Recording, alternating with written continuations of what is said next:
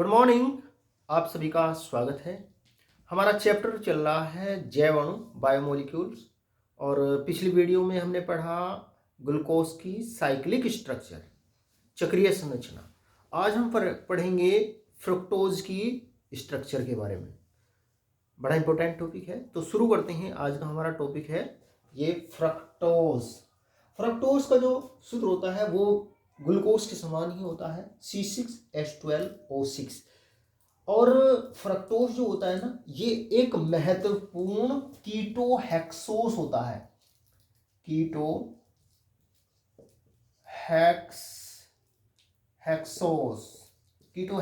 होता है। मतलब कीटोहेक्सोस का मतलब क्या होता है, इसमें 6 कार्बन होते हैं और इसमें एक कार्बोनिल समूह होता है। तो ये क्या होता है, फ्रक्टोज एक कीटोहेक्सोस होता है। और इसे फल शर्करा भी कहते हैं, फ्रूट शुगर भी कहते हैं, क्योंकि ये मीठे फलों में काफ़ी पाया जाता है। मीठे फलों में, शहद में पाया जाता है फ्रक्टोज को ल्यूलोज भी इसको कहते हैं, ल्यूलोज, क्योंकि ये वाम ध्रुवण घूर्णक होता है। ये वाम ध्रुवण घूर्णक,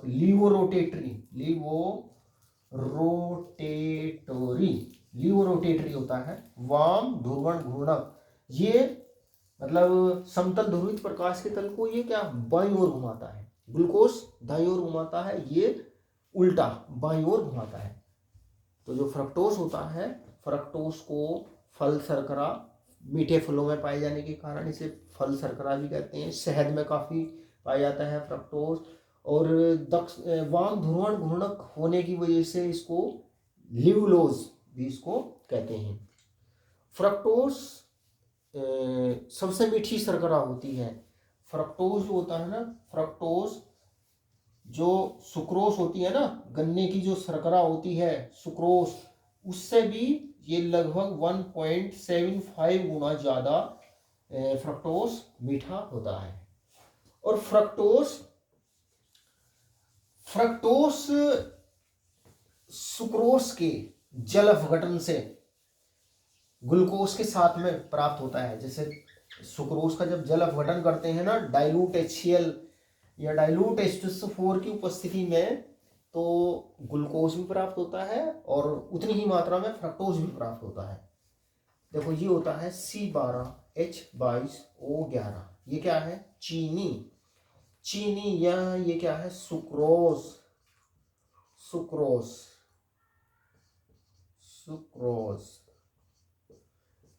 ये सुक्रोज है।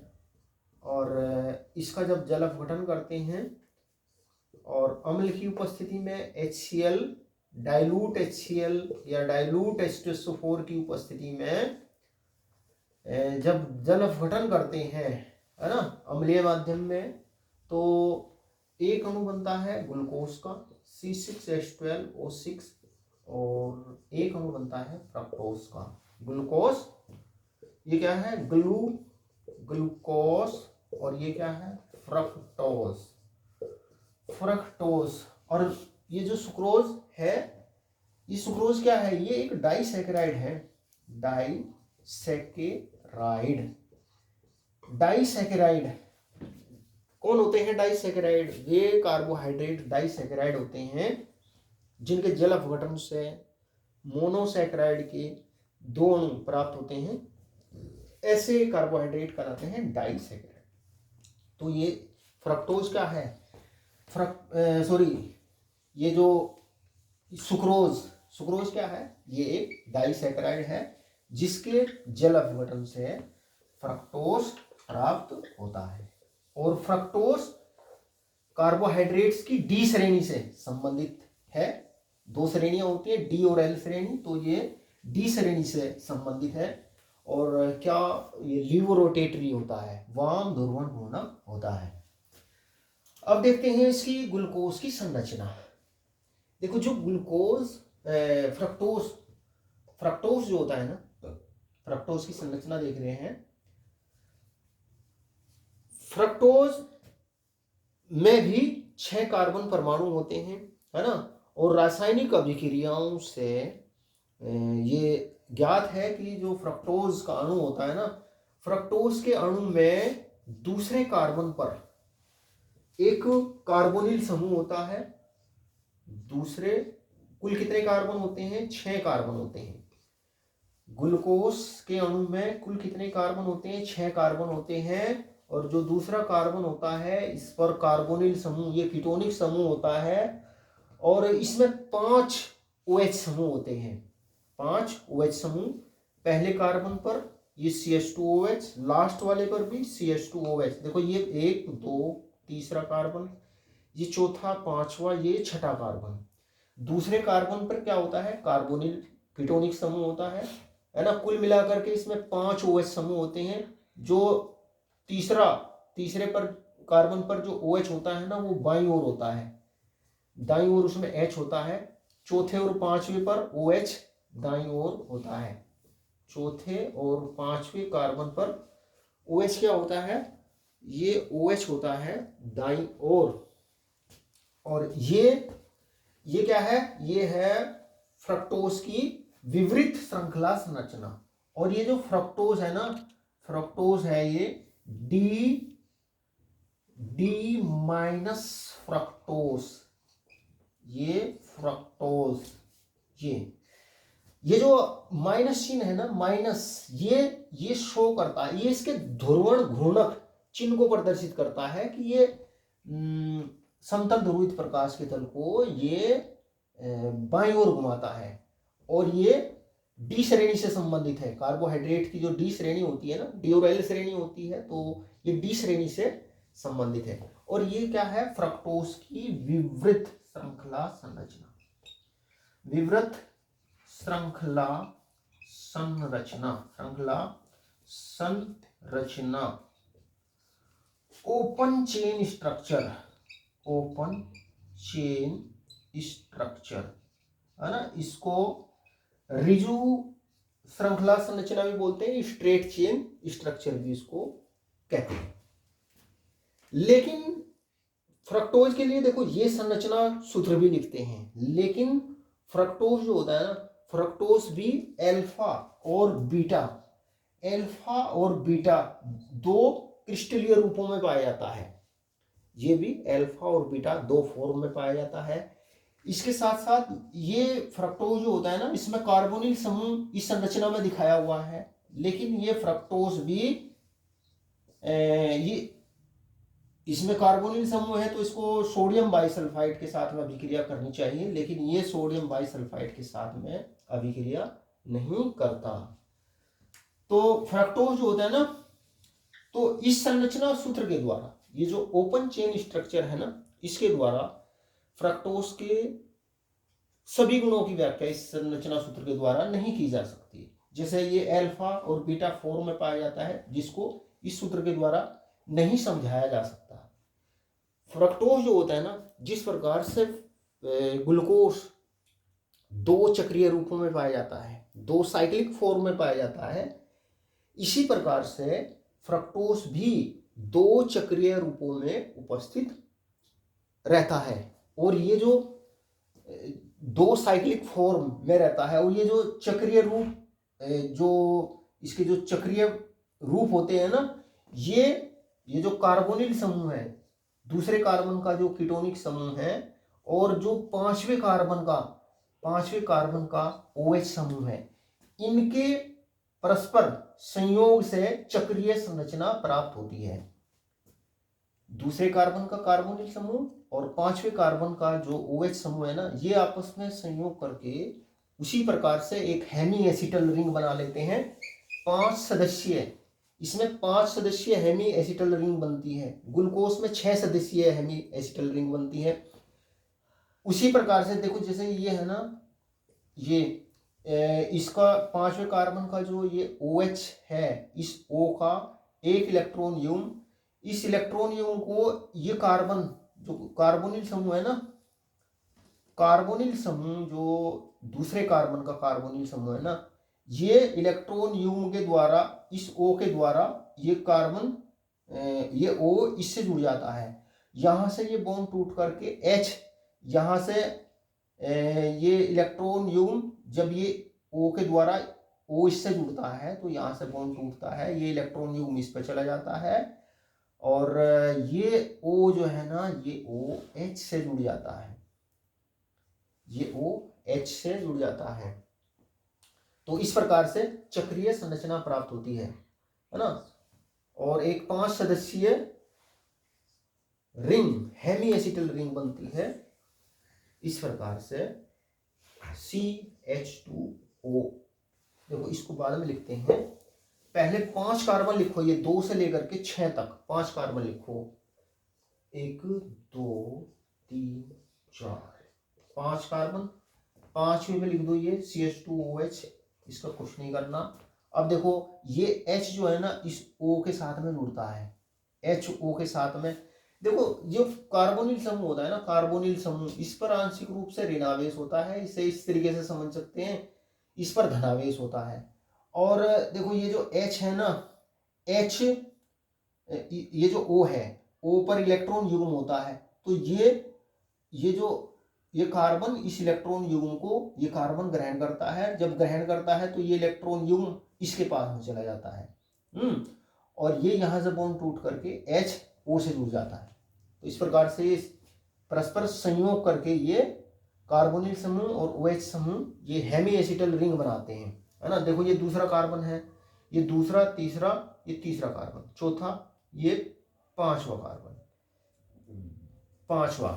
अब देखो जब ये O इस H से जुड़ गया तो ये OH हो गया, ये हो गया OH, ये OH हो गया। अब ये जो CH2OH है इसको इधर लगा दीजिए, CH2OH। अब तीसरे कार्बन का OH इधर बनाइए, OH, तीसरे कार्बन का OH बाईं ओर ही बनाते हैं, OH और ये H। चौथे कार्बन का OH इधर ही बनाइए राइट साइड में, ये H। और 5वें कार्बन का H बाईं ओर बनाओ। और ये जो O है ना, अब इस O से ये भी कार्बन जुड़ रहा है, ये भी जुड़ रहा है, इस O से ये जुड़ गया, है ना। तो इस प्रकार से एक चक्रीय संरचना तो ये प्राप्त होती है, इनके कार्बोनिल समूह और OH समूह के परस्पर संयोग से एक चक्रीय संरचना तो ये प्राप्त होती है। और एक चक्रीय संरचना इस प्रकार से प्राप्त होती है कि ये जो OH है ना, इसमें तो OH बाईं ओर है। अब इसको विन्यास को उल्टा करके लिखो, CH2OH को इधर लिखो, OH को इधर लिखो। तो पहले 5 कार्बन लिखो, ये 5 कार्बन हमने लिखे, ये दूसरा कार्बन है, ध्यान रखो, ये तीसरा है, ये चौथा, 5वां और ये 6ठा कार्बन, ठीक है ना। तो इसका ये दूसरा कार्बन, अब इसका जो OH है ना, इसको OH को दाईं ओर लिखो और CH2OH को बाईं ओर लिखो। तीसरे कार्बन का OH हमेशा बाईं ओर लिखिए, OH, H को यहां लिखो। चौथे कार्बन का OH दाईं ओर, H बाईं ओर। और ये 5वां जो कार्बन है, 5वां कार्बन और जो कार्बोनिल कार्बन है, ये दोनों आपस में O के द्वारा जुड़ जाते हैं। तो इस प्रकार से ये 2 चक्रीय संरचनाएं प्राप्त होती है। ये जो 2 चक्रीय संरचनाएं है ना, ये केवल दूसरे कार्बन परमाणु पर OH समूह के विन्यास में भिन्न है। इसमें OH समूह दाईं ओर है ना, CH2OH समूह बाईं ओर है, इसमें OH समूह दाईं ओर, उसमें OH समूह बाईं ओर है। तो इसको कहते हैं, ये रूप कहलाता है यौगिक का अल्फा डी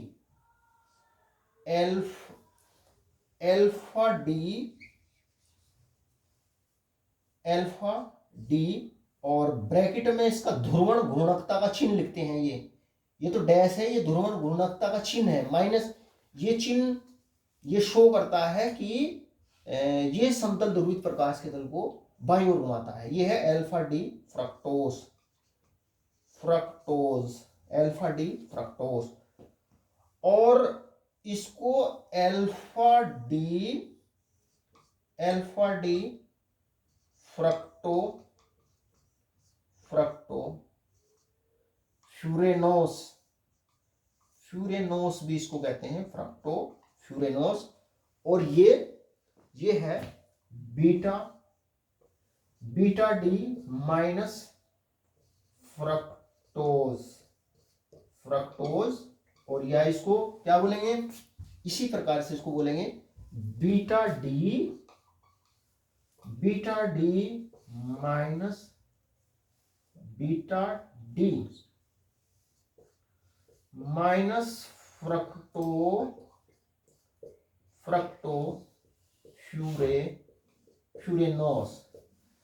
फ्रक्टोफ्यूरेनोस।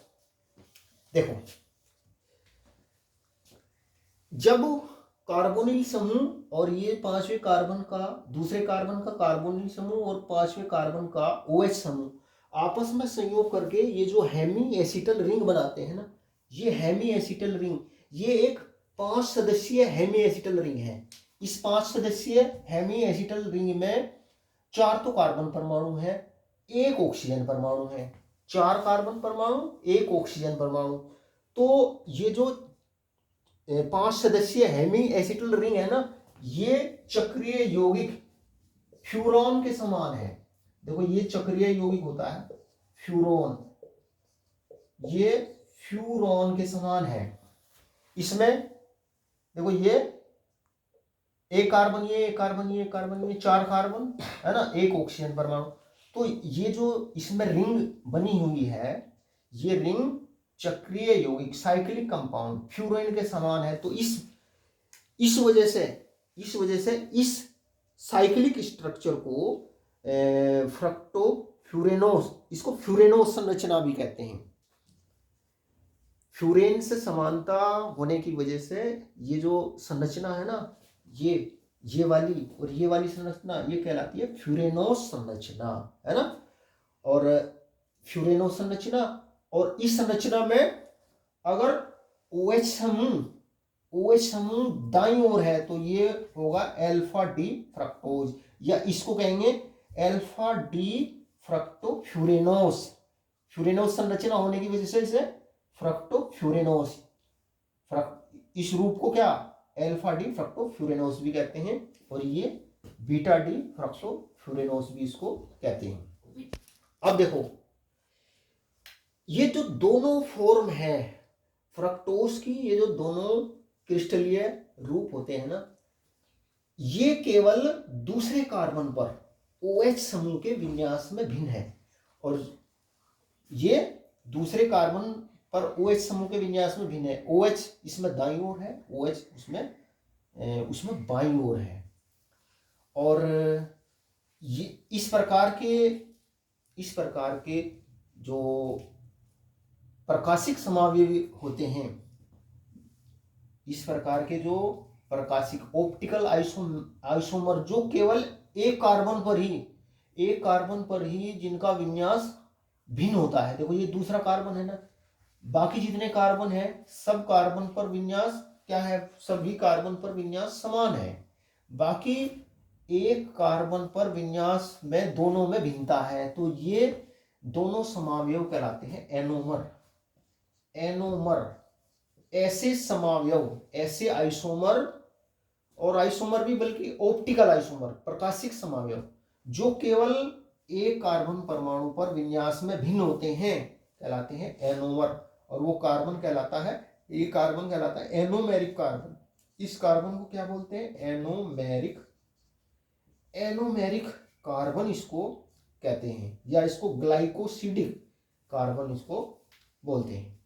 अच्छा, तो ये जो संरचनाएं कहलाती है फ्रक्टोफ्यूरेनोस संरचना, वो बीटा फ्रक्टोफ्यूरेनोस संरचना। तो इस प्रकार से फ्रक्टोज की ये जो 2 साइक्लिक स्ट्रक्चर है, ये इसके 2 साइक्लिक जो इसके अल्फा और बीटा रूप पाए जाते हैं, उनकी व्याख्या करती है। फ्रक्टोज की संरचना को हावर्थ संरचना के द्वारा भी इसको प्रदर्शित करते हैं। हावर्थ संरचना किस प्रकार से, देखो इस प्रकार से प्रदर्शित करते हैं। और ज़्यादा आसानी से इसको हम इस तरीके से प्रदर्शित करते हैं। ये यहाँ पर बीच में ओ लगाओ, है ना, ओ। और अब देखते हैं हमें यहाँ पे इस संरचना को हमें लिखना है ना, इस संरचना को लिखना है। ये ओ हमने यहाँ रखा और इसका जो CH2OH समूह है इसको रखते हैं यहाँ पर ऊपर की ओर, CH2OH। OH को नीचे की ओर रखते हैं। ये दूसरा कार्बन है, दूसरा कार्बन, ये पहला कार्बन और ये यहाँ पे तीसरा कार्बन है। एक कार्बन तो देखो ये है, इस वाला कार्बन ये है, दूसरा तीसरा कार्बन ये है। तीसरे का OH ऊपर रखते हैं, OH ऊपर। चौथे का OH नीचे रखते हैं, H ऊपर। अब इसका CH2OH, ये CH2, अब इसका एक H हमने छोड़ दिया, H यहाँ पर लिखिए इसका H, ये H। तो ये CH2OH है ना, और ये H।